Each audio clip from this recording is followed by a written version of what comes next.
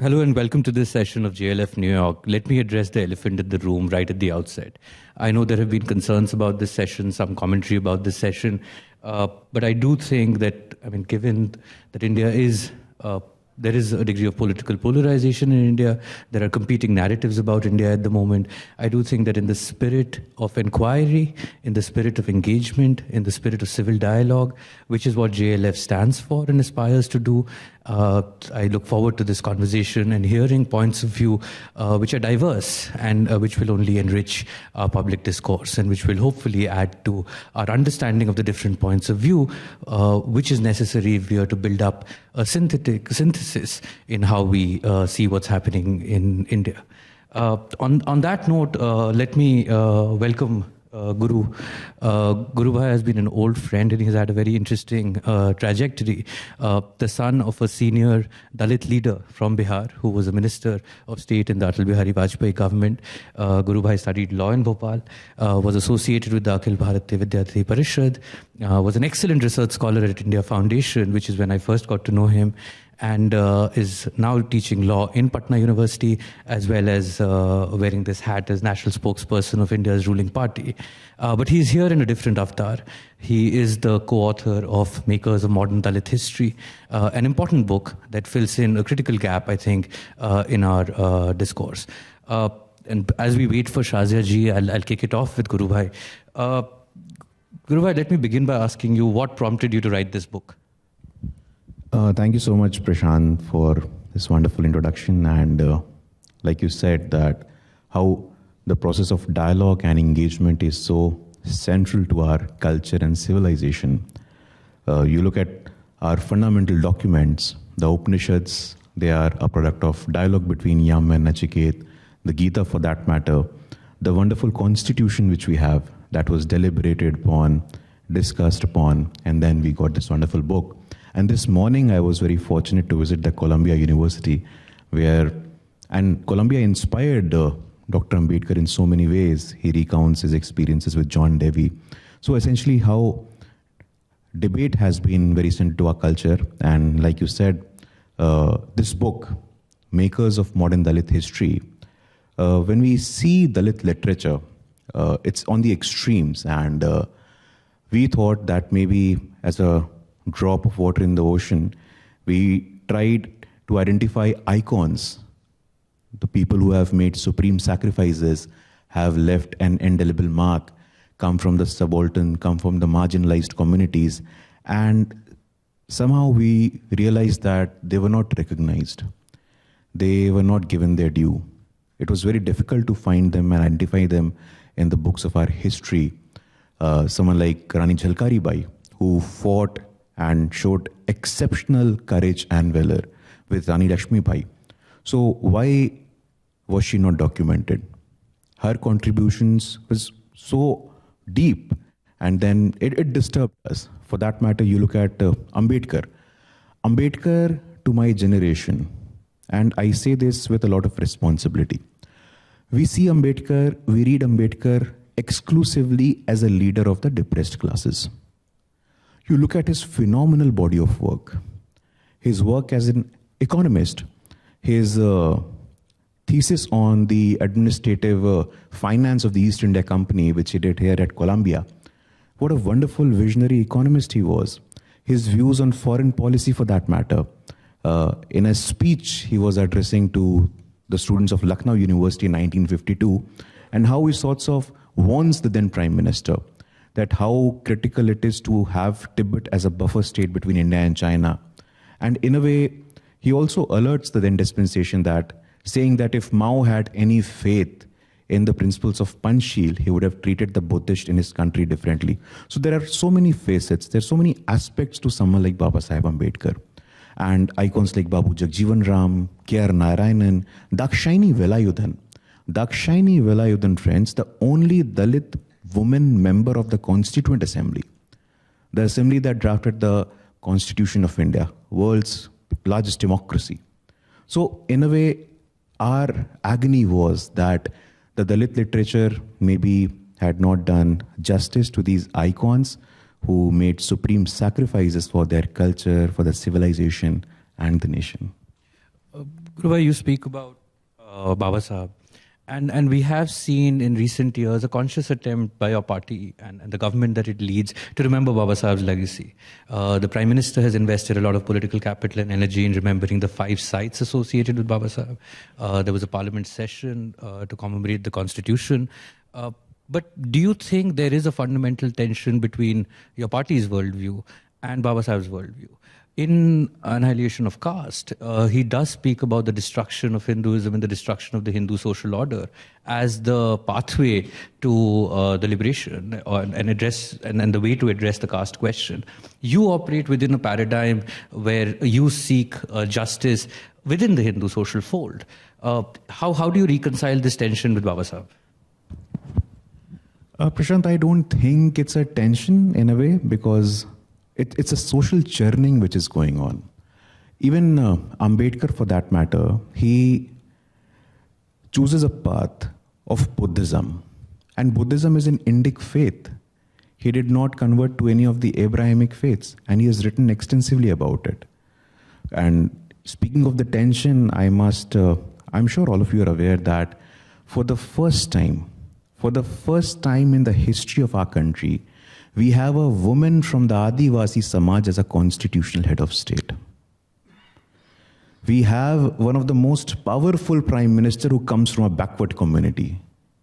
So I'm sure because of the social structures, there will be problems, but the sort of representation, the sort of dignity, the sort of social justice initiatives that have happened over the last 8 years, for that matter, if you see the President of India, the Draupadi Murmu, an Adivasi woman, replaces a man from the Dalit Samaj in the Rashtrapati Bhavan.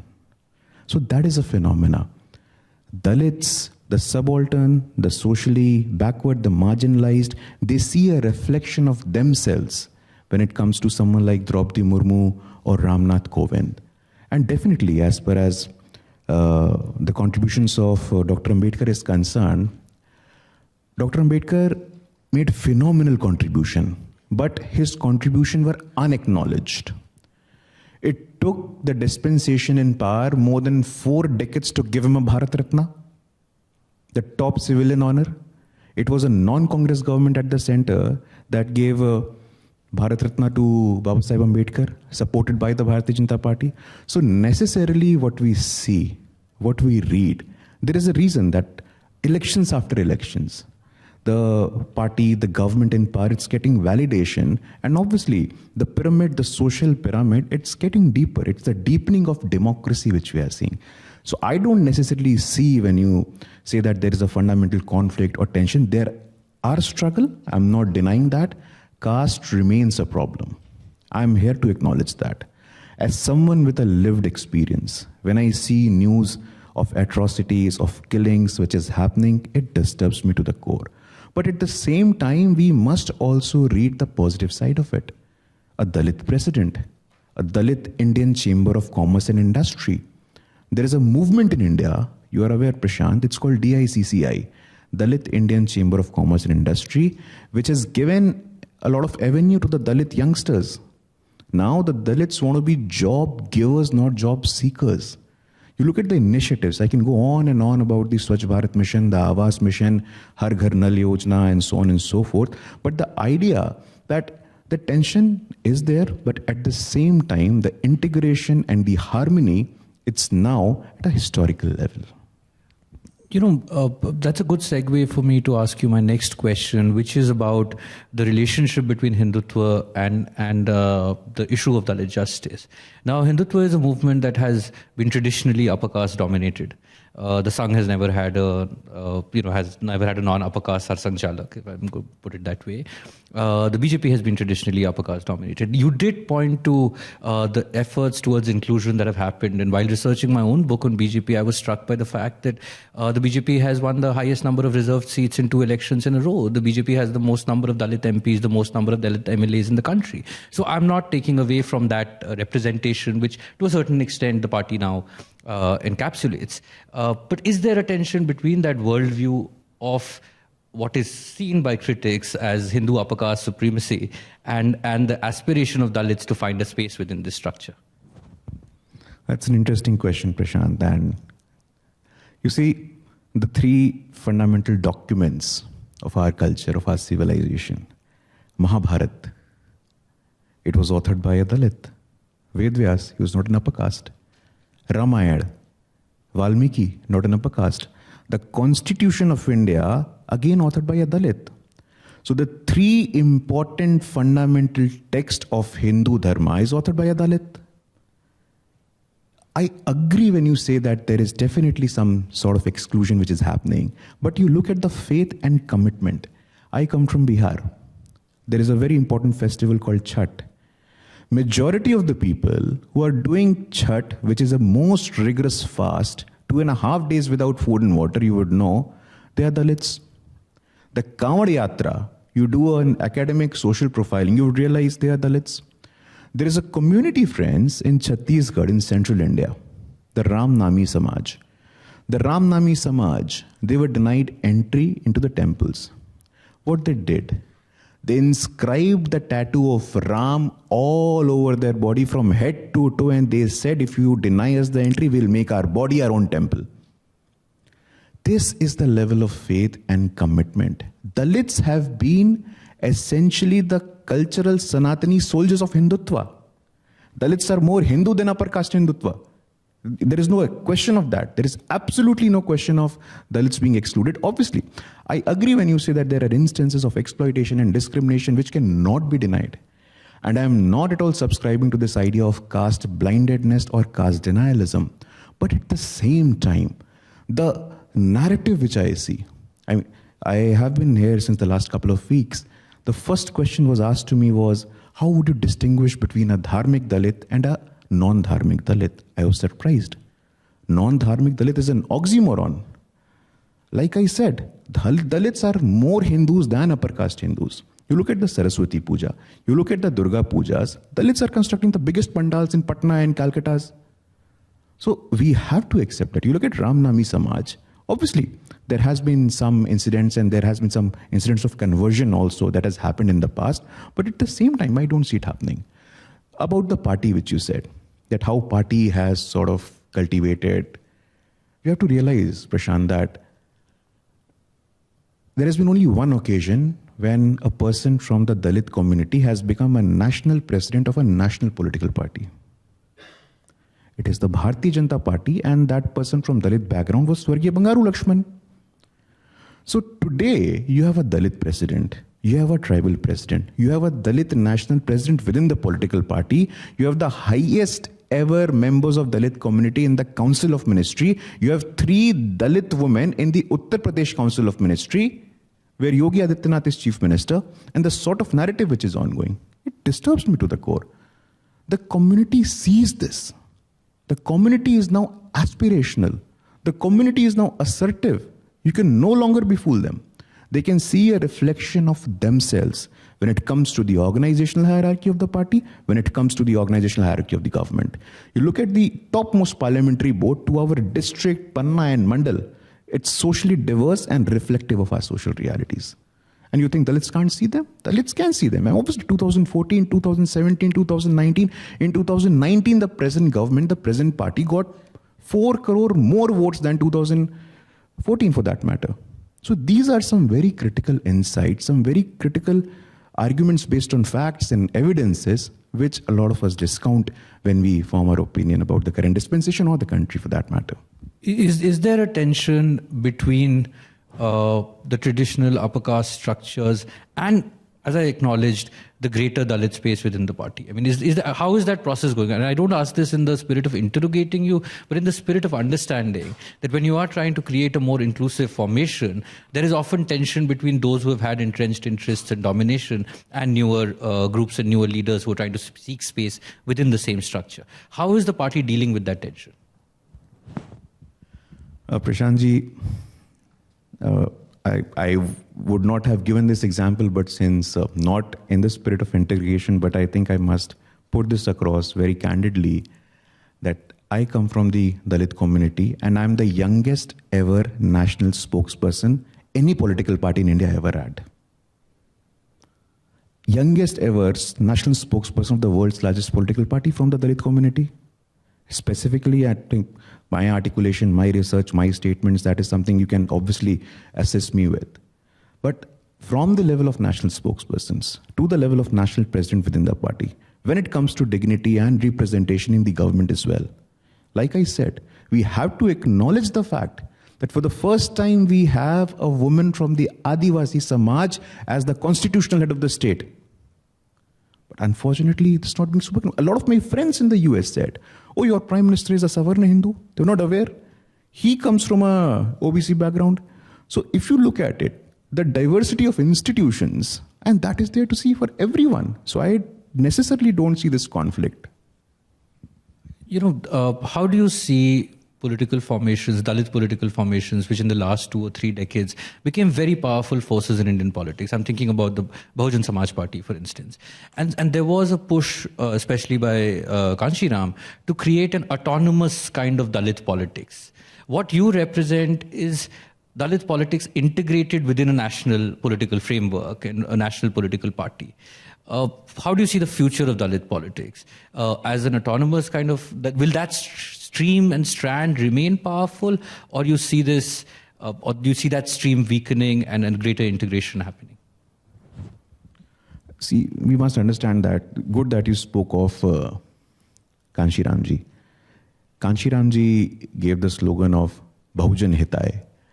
And you see, the word Bahujan is borrowed from Vedas. Bahujan Hitai, Bahujan Sukhai. And then again this argument comes that there is a conflict between the Hindutva pyramid and the Dalits. You look at the leadership of Dalits since after independence. Ambedkar, Babu Jagjeevan Ram, the only Dalit Deputy Prime Minister, Kanshiram, Mayawati, Ramvilas Paswan. The 5 tall Dalit leaders in the post-independence history. 4 of them devout Hindus. Devout Hindus. You go to the memorial of Babu Jagjeevan Ram, you would see a Tulsi. Babu Jagjeevan Ram, and in a sense, I might digress a bit, Babu Jagjeevan Ram, his role as a phenomenal Minister of Defense in 1971. In the 1971 war, and this is something which is not being acknowledged by us. Henry Kissinger, the great Henry Kissinger says that the most hawkish defense minister, Gary Bass, written a book called The Blood Telegram. He has acknowledged the role of Babu Jagjeevan Ram. So the point which I'm trying to make, you look at Kanshiram, you look at Babu Jagjeevan Ram, you look at someone like Mayawati ji, Ramvilas Paswan ji, they're all devout Hindus. Ambedkar also chooses a faith which is an Indic faith. There were indications that a lot of approach that was made from the Abrahamic leaders as well, but he denied them. So the point is this, that today we have a leadership, we have an institution which is definitely sort of negotiating with the Dalit aspiration, and necessarily the dichotomy which is there, I think it's best for the people of India to judge. I think us sitting thousands of miles away, and the Indian voter, I think Indian voter is probably the smartest voter in the world. And as long as we are getting validation from them, obviously, that is something which is a reflection of themselves. No, I think there is no doubt about the fact that this is a democratically elected, legitimate government with the representation that you're speaking about. Let me step back a little bit. We are in New York, and over the past few years, this country has been witnessing a churn in the politics of race. And there are very strong movements here. The Black Lives Matter movement, of course, has pushed the issue of racial justice at the center of American political discourse. While working on your book, and I'm returning to your book here, how did you think about the question of caste in India and the question of race in the United States? Are there correlations? Are there similarities in the manner of oppression? Are there lessons that both movements for justice can learn from each other? Are there clear divergences? No, certainly. You see, the Constitution of India, the fundamental document of our nation, it was drafted by someone from the Dalit community. And the story of struggle is something which is fundamentally different. India, the moment we got our independence, we had a constitutional structure of affirmative action. We had special preference for people coming from the marginalized communities in the government-sponsored education and the government-sponsored employment. But nothing of that sort has ever been here in the United States constitutional structure in more than 200 years of history. Obviously, there are some executive orders, but nothing as sacrosanct as a constitutional structure. So obviously, there is much to learn, there is much to get inspiration from, but as we say that the attempts at inclusion, the attempts of social reforms have been very eternal. When you go through my book, you read the story of someone like Ayankali. Ayankali is a social reformer. So whenever there has been problems, our society, our culture, and our civilization always had that space of social reformation. So I don't necessarily see some comparison. And obviously, it's always academically and politically appropriate to learn from each other. And the manner of oppression and everything is very different. Like here, we have had head of states, like I said, for that matter, ministers of defense at leadership positions. The institutions are now becoming diverse gradually. Obviously, we need more.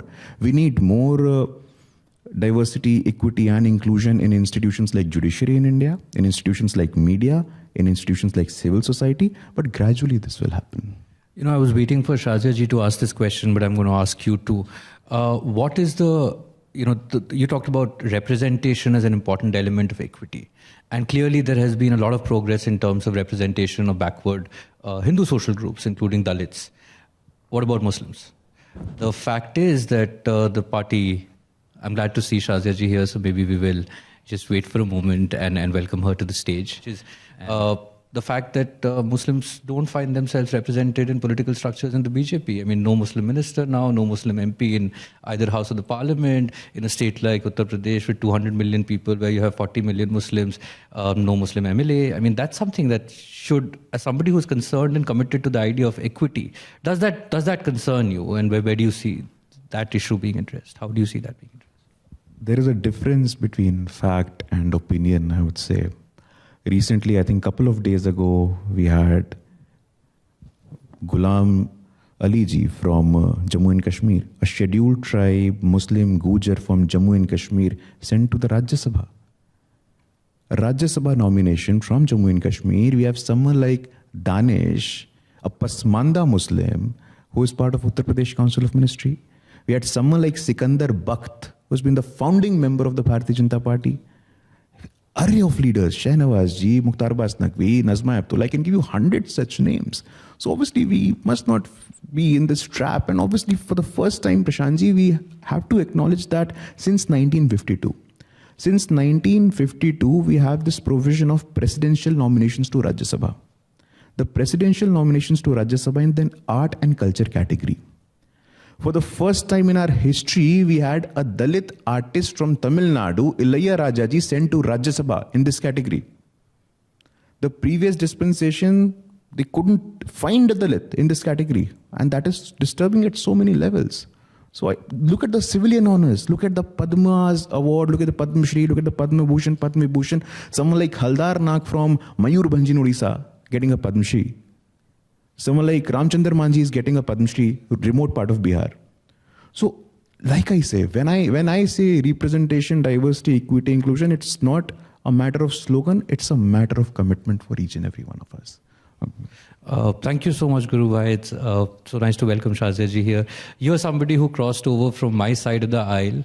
You were in the media to what we would call the darker side of the aisle, politics. But of course, you were motivated by the desire to change.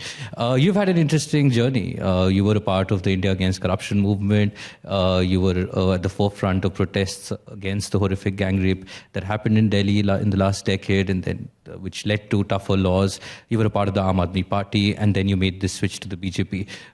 Take us through this journey and how it was to switch from one party with a set of principles to another party with maybe an opposite set of ideological principles. Did you feel a tension there, and how was your transition, your broader journey? So, well, I was on your side. I was a journalist for many years. And as an anchor, I was a TV news anchor. I was quite tired of talking about the corruption of UPA. And that's pretty much all the political reporting that happened, day after day, inundated by news of yet another scam in the UPA 2 government. And I just felt that we ought to do more about this. And instead of, I want to be cause in the matter and just not be there to comment on it on a regular basis as an observer, but to be, and so when the opportunity arose, Anna Hazare movement, it was great. And I had no idea that it would ever become a party. It would transform into a party, and it did. So, well, it started as an activist, from activism. I was part of the Anna Hazare movement. Arvind Kejriwal swore that it would not become a party, so I had no idea. So I'm in politics purely by accident. It was never by default or design whatsoever. I don't think I've switched or changed at all, because I spoke for transparency, for corruption, and I still do. As an activist, as an anchor, as a politician, I spoke for women's rights. My own truth, being a Muslim from UP, and all that came in my way of my education and my search for equity. I would continue to work on those. So the inner core of who you are pretty much remains the same. And what you seek, and your journey, and the anger within you, the angst, and what makes you who you are. So you seek that in different ways. You can have many forms, but the essential core and substance remains the same. So this has been my journey, and this is what has propelled it.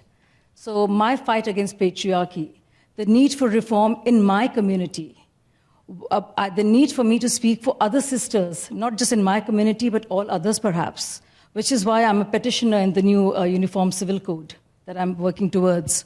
So this has been, what I felt, the helplessness and the sense of injustice that I felt as a 12-year-old, growing up in Kanpur, in Uttar Pradesh, and you can tell the audience something about that, as to what it represents.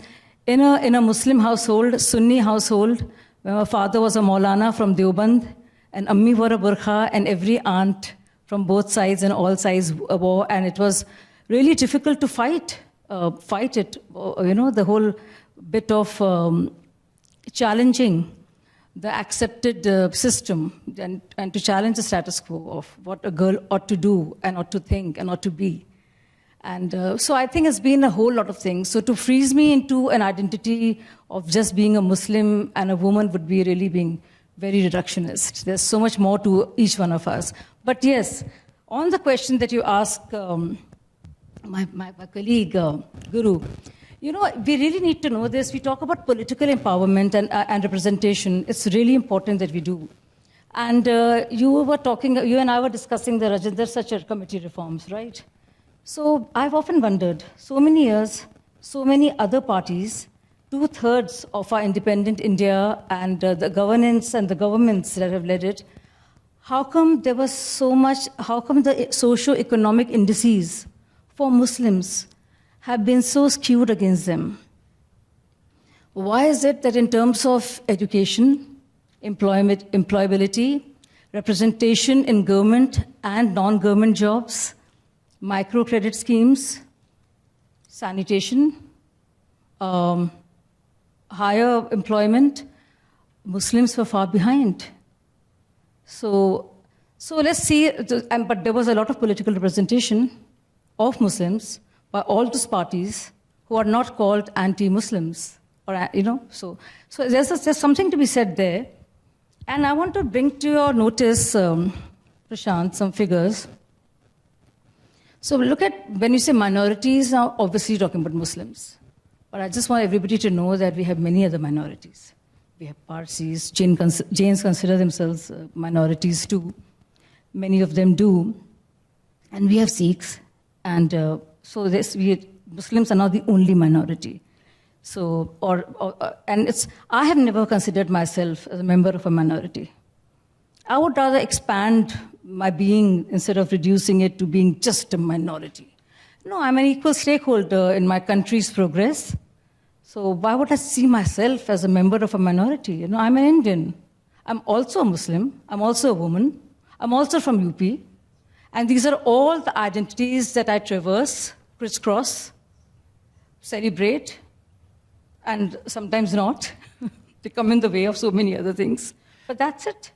I completely take your point about multiple identities, and my apologies because I, of course, don't want to box you in as only a Muslim or only a Muslim spokesperson of this party. But I just want to take off on something that you said, that we did see in the first few decades after independence in the Sachar Committee report quite brilliantly documented the socio-economic marginalization of Muslims. And there was political representation which was higher. Have we swung to the other extreme today, where I will acknowledge that there is a revolution in the way delivery mechanisms work in India? It's far less leaky. There are direct benefit transfers, and there is no discrimination as far as welfare scheme goes. I will acknowledge that. And in that sense, there is some socioeconomic empowerment. But the idea of equity, I mean, this goes back to what you think about and how you understand equity, also includes representation, also includes an environment where everybody feels safe and secure to say what they want. And there is a perception that under the BJP, that's definitely not the case with Muslims. And there is a perception that there is an erosion in representation, and there is almost an invisibilizing of Muslims from the public space. How would you address that? Is there a balance to be struck between representation and welfare in both?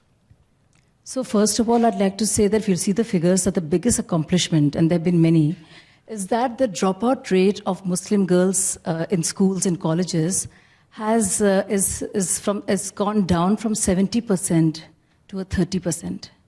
So if this is not empowerment, 40% more Muslim girls, and I say it as a Muslim woman who could have been one of those girls, because one has to fight your own system and your own aunts and uncles and your immediate ecosystem to get out there, and the social milieu that you have to deal with. So I feel very happy that 40% more Muslim girls now go to schools and colleges. And this is a change that has happened only from 2014. Now that itself is huge. I can give you figures. For instance, if you look at any of the government schemes, I mean, if I want to tell you about the housing schemes, you see the percentage of Muslims in the country, and that's a huge number, but much more, not even in direct proportion, but Muslims have benefited from the central government schemes and the various states much more disproportionate to the population almost, because of the fact that they were socially, economically backward and kept so by the other parties for so many years, who just saw them as a vote bank and votaries of power.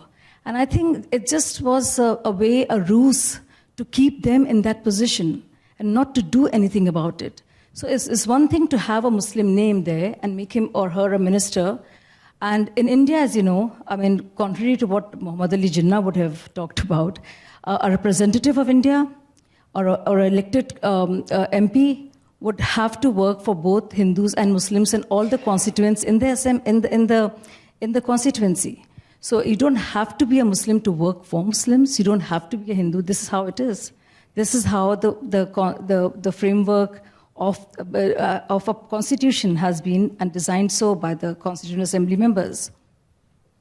It's a mandate of every MP and every MLA, irrespective of what religion they come from, to work for the empowerment of everybody. And that's a rule of law we believe in. Are you uncomfortable sometimes with the majoritarian rhetoric that emanates from parts of your party and its wider ideological fraternity? The Nupur Sharma controversy happened recently. You wrote a piece in Express where you were quite critical of the VHP, for instance, when it came to the Bilkis Bano case. So I'm asking this as, you're somebody who comes from a liberal, journalistic kind of background, and you spoke about your family background, which I think is very interesting, that you're rooted in the community. So, and the religious traditions of that community. Does that make you uncomfortable? Well, I think extremism of any kind, and it does make me uncomfortable. More than that, it makes me angry. And I actually oscillate from being amused to being very, very angry. So it's just, we've become almost dumb about it, boxing ourselves all the time. So Shazia Ilmi, Muslim, in BJP, evil. So and so some other. So it's like BJP bad, Congress good. I think that's very simplistic. And it's very silly. So people must grow up and read more and engage more instead of just believing in this binary. And within the BJP also, there has been so much evolution. The discourse has changed so much from within. And the different schools of thought and different people feel about things differently. So that individuality is allowed to flourish. And I retain that, as you pointed out. And yes, it does make me uncomfortable, because you can't be bashing up one religion, I mean, both sides. And it makes me very uncomfortable to be out there speaking against hijab and have the so-called secularists speak in favor of hijab and call it freedom of choice. Because I know as a Muslim girl, there is no choice. When the social conditioning is such that everybody around you wears a hijab, then as a 13 and a 14-year-old, you really don't have much of a choice. That's one. Two, it also offends me deeply when I fight for a legislation like triple talaq, or the oral pronouncement of divorce, saying it by uttering I divorce thee thrice, if I were to translate it properly. It bothers me that something that is not even a part of Quran is really, and on so many levels, is so disturbing, is actually endorsed by the so-called secularists. So I don't get it. Something that is not all right with one from the point of view of feminism. So there is so much of contradiction with these so-called left liberals, and nothing liberal about them, I dare say. They don't want to speak up. So who will speak for the minority within the minority? Who will? No, I choose to do that, and I'm very proud of that. No, I think the distortions within the politics of secularism have clearly produced a certain kind of backlash, and I think it is important to acknowledge that. But as much as I'd like to monopolize this conversation, I think it's only fair to give our audience the chance to ask you questions. We have about 10 minutes, so if there is anybody who would like to ask Guru and Shazia ji questions, please do come up to the mic and ask. Feel free to ask your questions. I would urge you to keep your questions crisp. We would love to hear your thoughts, but I think your commentary can wait for the discussions offline. Questions, please. I have two questions. Hello. Please go ahead, Asha, we can hear you. I have two questions. One is, four BJP MPs complained about the treatment of Dalits. Uday Raj saying Dalits were tortured after protests. Yashwant Singh said nothing has happened for Dalits. He wrote a letter to the Prime Minister. What do you feel about these kind of comments coming from MPs within the BJP talking about... sorry, I'll just ask my second question. Yeah, sure. I think that's good. My second question was to do with general press freedom in India. All global rankings have shown that press freedom and civil society in general is under attack in India. The rankings have fallen very drastically. Most recently, there have been raids on CPR and Oxfam in India. Amnesty International has been asked to leave. So if you can just comment on that. Thank you. So first of all, Udit Raj, the Dalit MP that you talk about, the person you talk about, was an MP from the BJP in the last term. And he actually turned really hostile because he was not given another ticket for the second time, this time over. And he's no longer with the BJP. That's one. And maybe you would like to say something more about the Dalit issue, that is ill treatment of Dalits in the party. I don't think it's correct. And obviously, Udit Raj became a member of parliament when he joined the Bharatiya Janata Party. He was with a separate political party for like decades, and to become a member of parliament in the Indian parliament, it was the Bharatiya Janata Party that gave him the platform. But regardless of that, there are mechanisms within the party, within the organization, that if you have certain concerns, you can obviously express and these concerns get addressed. As far as your question about the institutions, the freedom of institutions is concerned, I think the present Prime Minister has been one of the most vilified Prime Minister for the last 15 years.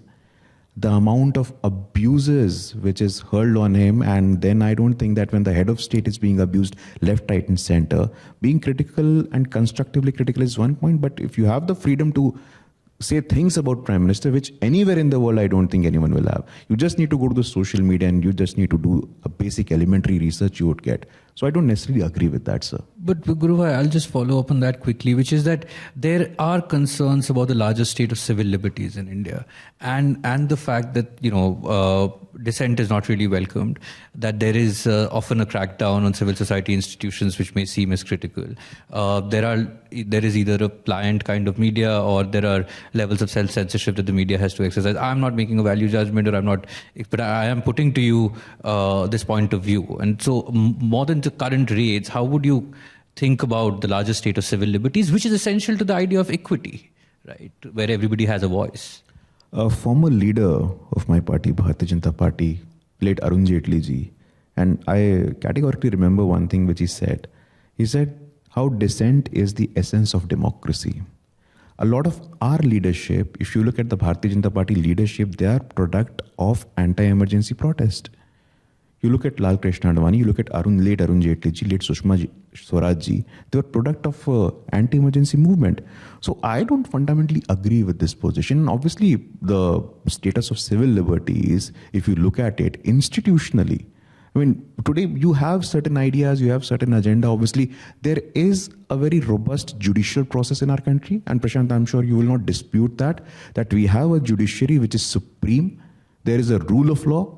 And nothing is beyond the Constitution, nothing is above the Constitution. We operate within the four walls of Constitution. And there have been judgments against the government, against the leadership, against the party. There have been critical commentary against them. So it is more of an opinion than a fact, Prashant, I would say. Quick follow-up, Shazia. And because I'm a spokesperson and I've been there for a while, and I've been a news anchor of one of the largest television networks in Hindi, so I know a little something about it. I think press freedom, I think we just have, so much freedom that nobody can complain of the same. I'm there every day. And you almost vilified, and the things that get said, not just about the Prime Minister, but about BJP. I mean, it's, so nobody could accuse the, BJP of muffling freedom. And I want to tell you that I was part of the Anna Hazare movement when Anna, an octogenarian, was thrown into a jail by the UPA government. Nirbhaya Andolan, I know how we were beaten up only because we protested for better rape laws. And all of us were beaten up, and we had to withstand the tear gas shells and on those cold nights. So I don't know what we're talking about. I think people either, I think there's some, one can't, I'm asked these questions and I don't know what to say. Somebody wrote, Shazia supports genocide because she's in the BJP. And I said, I don't know. I think, if somebody is in has hallucinations and is in an altered state of being, they need help. I can't dignify their questions and their issues. I mean, because I'm a journalist. I'm not a therapist. I can't answer that, you see. Please, go ahead. Sorry. I just wanted to say I'm so thrilled to see budding young politicians like both of you, Guru and Shazia. And, we welcome you here in the US. We hope you will be part of this, corridor between India and US. I especially want to invite you to Silicon Valley to set up, a deeper corridor on that side, because I find a lot of you guys end up coming to the East Coast but not to the West Coast. So please, you have to be there. The second thing I want to ask you is, Shazia, did I hear you say just now that you might be leading some efforts on Uniform Civil Code? And if so, I'm so proud of you. I think we desperately need that in India. And I know it's a tricky subject, it's a very sensitive subject, but I think it's an important thing for somebody to take on. It's courageous on your part to do that. But please tell me a bit more about why you're doing it and how you might be proceeding and pros and cons of that. Thank you so much. Thank you, Asha ji. And I think we're running out of time, so Shazia ji, if you can keep your answer crisp about the Uniform Civil Code. Sure. Well, I've hardly had any time, thanks to the Uber Blues, as I said. Well, so Uniform Civil Code, when the triple talaq or this legislation took place in India, and I think most of you know about the Shah Bano case if you follow Indian politics. I think it was really important to know, it's important to know that we don't have to just do things for Indian Muslim women, but women across the board, Hindus, Parsis, and that personal laws in India are subject, they are not part of the IPC or CRPC. And when it comes to laws vis-a-vis adoption, inheritance, marriage, and divorce, they are considered personal laws, and they are subject to a different jurisdiction, which could be Sharia, where Muslims are concerned, and respective religions and what they believe in. Which is why it's important to be a robust democracy for all of us to have the same kind of law for all women in India across the spectrum, religious spectrum. And this is not coming in the way of their freedom to profess a religion or mock or humiliate any particular custom, but just for the sake of equity and to do right by the Constitution and what it stands for. I'll be happy to continue this session, but I'm under strict instructions from the organizers to wrap it up. I do want to thank both of you, Guru Bhai, Shazia ji, for being open and democratic in taking questions and answering what many would see as uncomfortable questions. It is in that spirit of inquiry and civilized dialogue that JLF has hosted this session, and I hope we can continue this conversation offline and in future editions. Thank you for giving me this opportunity, Sanjay, Suraj, and the JLF team.